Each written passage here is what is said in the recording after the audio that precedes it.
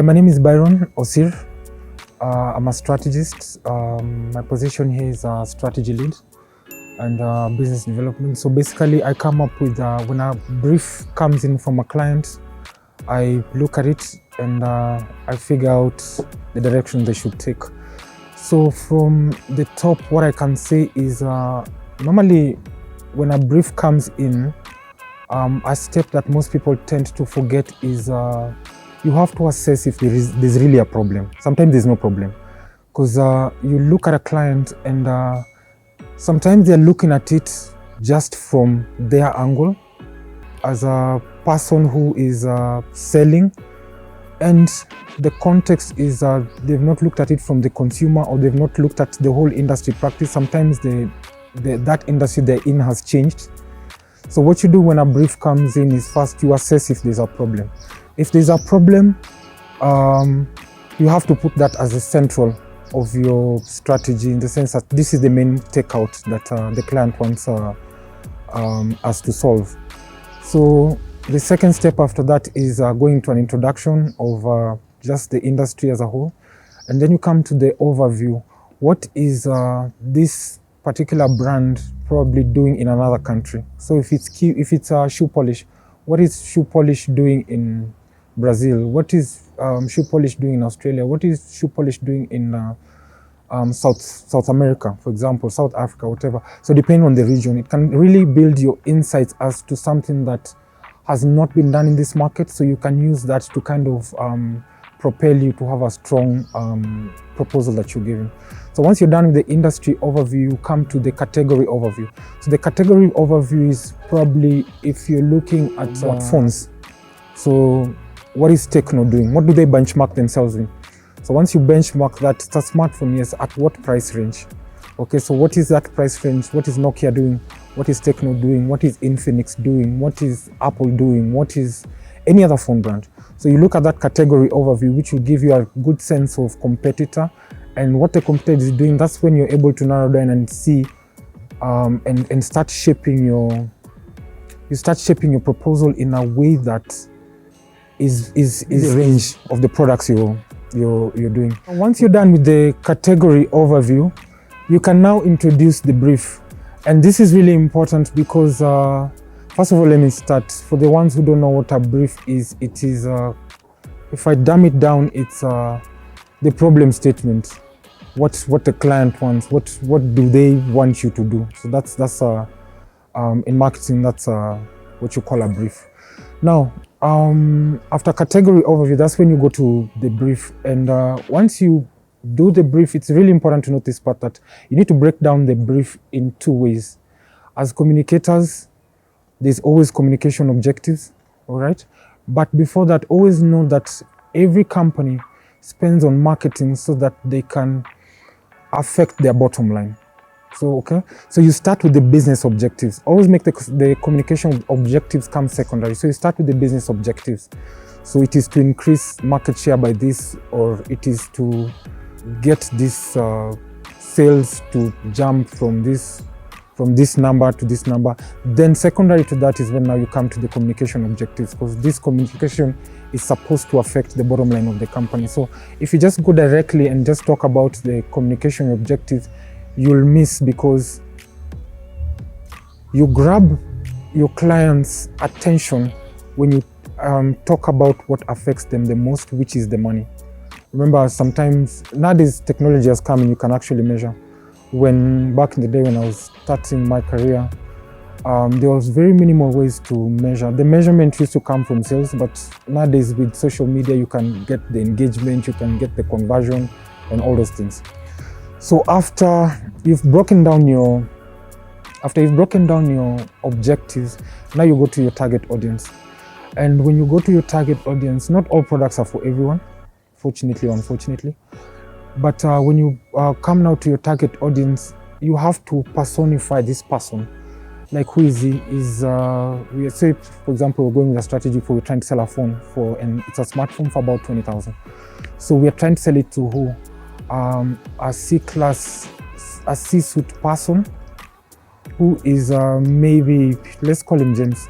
So James is maybe an accountant or has his own business. Let's go with the working class, say for example. So he's working, he earns about 50,000. Okay, where does he live? How does he dress and everything? So you personify, and it doesn't have to be one person. So it can be different people of that category, because remember, you're trying to sell this phone. So as you're trying to sell it, always remember that everyone has different financial muscle. I can get 50,000 at the end of the month. I can get 60,000, but broken down 5 next week, 15, and depending on the business I'm in. So that's when you define your target audience, and you talk about, you bring it into life so that the people you're talking to, the person you're pitching to, can actually see it. After you've broken down your target audience, this is where now you come up with the main strategy of what you're doing, because all this was just building context. So you've built context into what you want to sell. So after building context, what you do is you come up now with a strategy. So if you're talking to, say, this James person, how does he dress? Does he speak Sheng? Does he speak English? What is his normal day like? Which route does he use? Does he drive? Does he drive? Does he use a bike? Like, does he walk? So once you've gotten all that, and now that's when you come now to your strategy.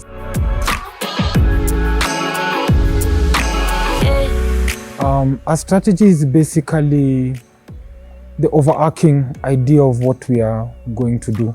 All right. So after that comes, now maybe you need to do a campaign, and campaigns are best place, if you ask me, because you're not trying to target this consumer with one medium. So if you come up with a campaign, you realize that if you're going above the line and we're doing billboards, this is how it would look. If you're going on digital, because that's where now you educate the consumer, and they get to engage with you, and they get to ask questions. So that's really key, because there's awareness. All right, you always start with awareness, and then in the middle there, there's now they'll do a bit of research, and then after that they'll do a bit of trial, and then they make up their mind if they're gonna buy it. Most likely, when you get to the point of engagement or education or trial, you've sparked a really interesting place, because now you've gotten this person's attention. A normal human being sees a lot of ads and a lot of things, and there's also things going on in their mind. So by the time you engage a customer, potential customer, to that level, you're onto something.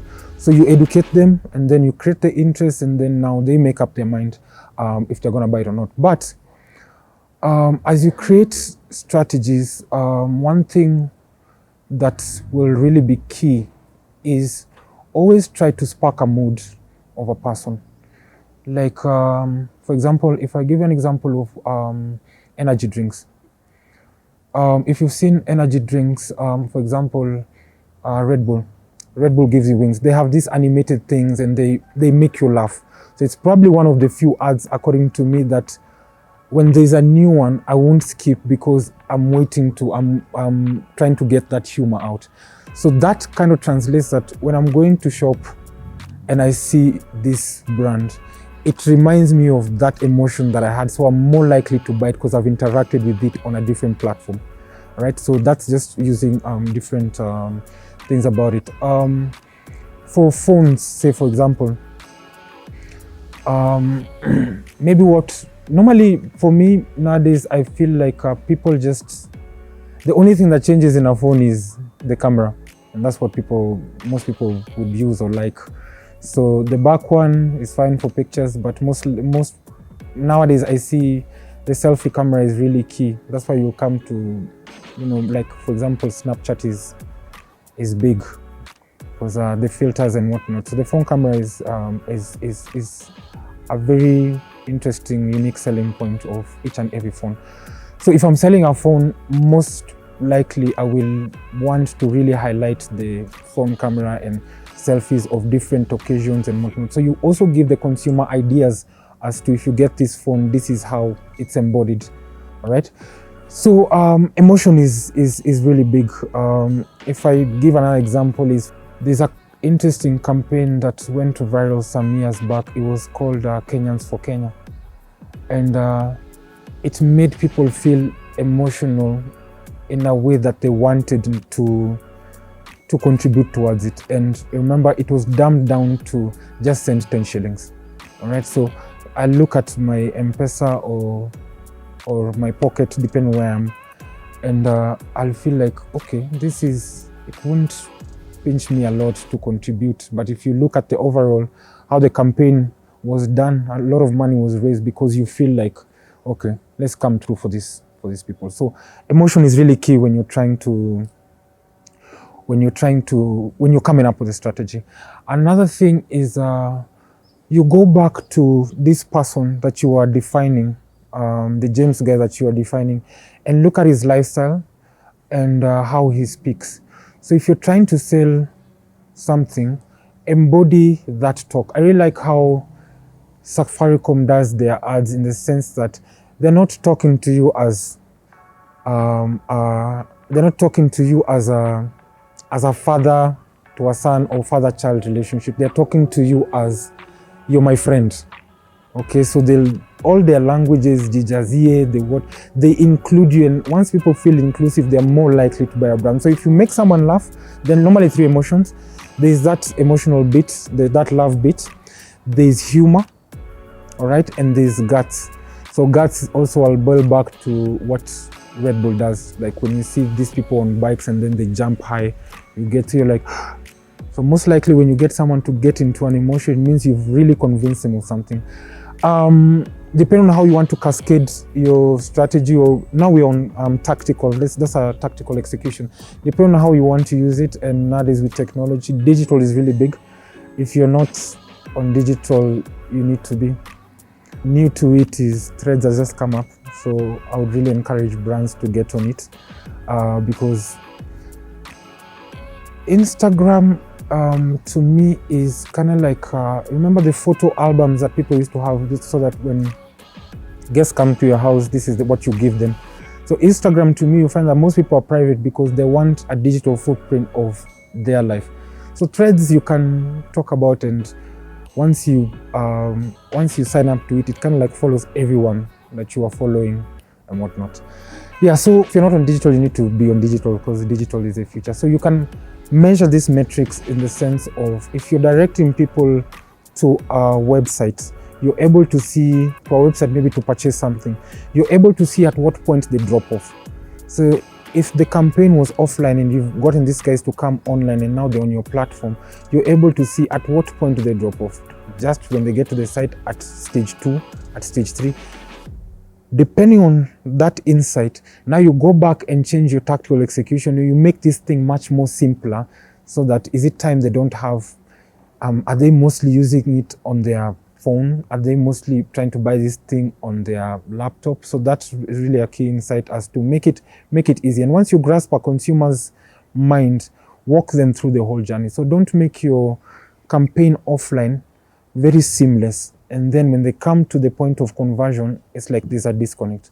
So what you say on a billboard should resonate with what you say on social, should resonate with what you say at the point of conversion at the website. Also, each platform is used differently. So figure out what you want to do, in the sense of, if you're doing an awareness campaign, do an awareness campaign out of home and whatnot. And even if you're doing an awareness campaign on social, try and do an awareness campaign, but combine it with something. Yes, you're making the consumer aware, but also at the same time, you're trying to educate them on this product. And then influencer marketing is really interesting.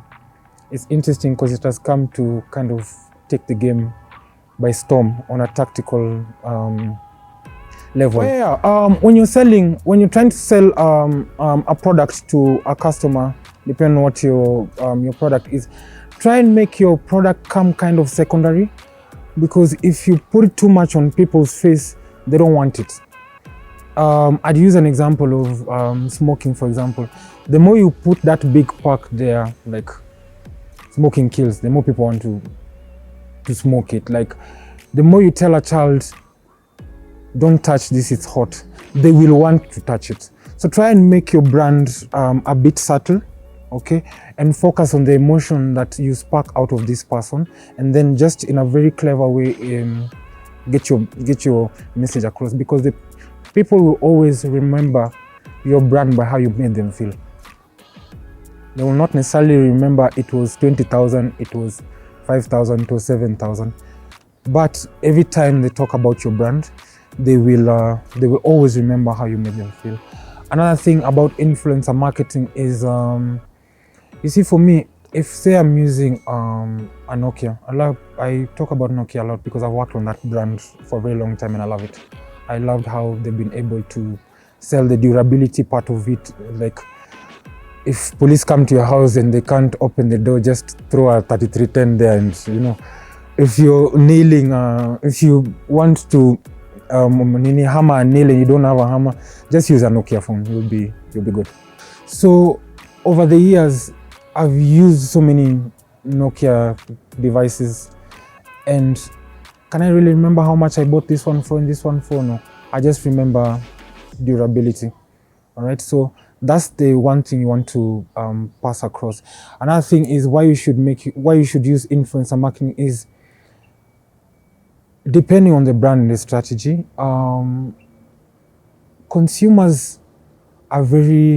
human beings are very peculiar in how they think. So you have to really be intentional and go beyond how they think, in the sense that if someone tells you to buy this product, the first thing you're gonna say is why. Okay, so there's an element of defiance, okay, when a brand comes directly to sell. But if I tell my friend, if Nokia tells me to buy their phone, of course there'll be a lot of defiance. I'll start looking at other options. But if my friend tells me, by the way, this phone is sold, does this for me and does that for me, I'm more likely to believe a friend who tells me about a Nokia phone or a brand than them telling me, because at the end of the day, when they get my money, their point is across. But my friend does not benefit if I buy the phone or not, so I'm more likely to believe them. So those are just some tricks on how you can go about it.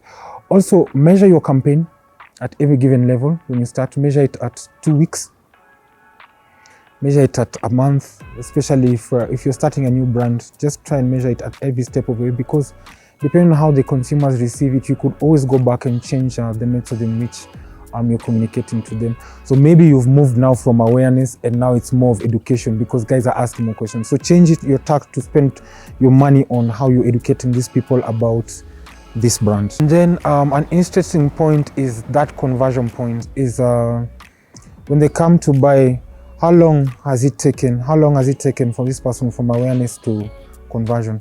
How long has it taken them from education to conversion? Another thing that brands forget a lot is after sales. All right, people will believe you if you talk about that a lot, because they know you're not here to run. But if you just talk about it, and I see that a lot with car importation. So you want to buy a Jaguar, say for example, or an Alfa Romeo, the first thing people will think about is, where do I get the parts? So if you try and work on that much, you've gone ahead of the curve, and you're more likely to get these people to kind of trust you. Another thing I will let you know about strategy is most of these malls that you see when you go to these malls, these people are in business. And they're in business because you'll think they're in this mall and they're paying an expensive rate for that shop. But here's the thing, a consumer is more likely to trust you when you're in a mall, because they know you won't leave tomorrow. You're here to stay, so they can return back the product. So if you open, say, a hot dog place today at a corner, all right, maybe they taste good and whatnot and everything, and there's a person who's selling hot dogs inside the mall, half the time you'll find that the one that is inside the mall is the one that will be trusted, because in case your stomach goes bad, you know, you're not there to complain tomorrow. But if in case your stomach goes bad, and this shop is at the mall, or it's at a permanent structure, you're there and you can, give them, you can give them an incentive, you can take the feedback and whatnot. Most likely, if you still find the guy at the corner, he might not quite own up. He can be like, maybe you ate something else. It's not my problem. So that trust thing is not, you can't say, I trust you, okay? You can, but what I'm talking about is it's a secondary thing. Someone who trusts you does not need to tell you they trust you. You'll see it and you'll feel the energy. It's like energy. Energy cannot be, it can be created, but it doesn't go anywhere. The energy doesn't go where. That's why you have mood. So it's always redirected. It's either here or it's concentrating on this, but the energy is always there in the room. Yeah, so almost 15 years in strategy, and it was very interesting for me because I started my career in PR, but what I wanted to do over the years is that I really wanted to know how you convince someone who has woken up today and is on their phone and is seeing a billboard or has an emergency or has anything, all these things that go on in life. How do you convince this person to buy this thing?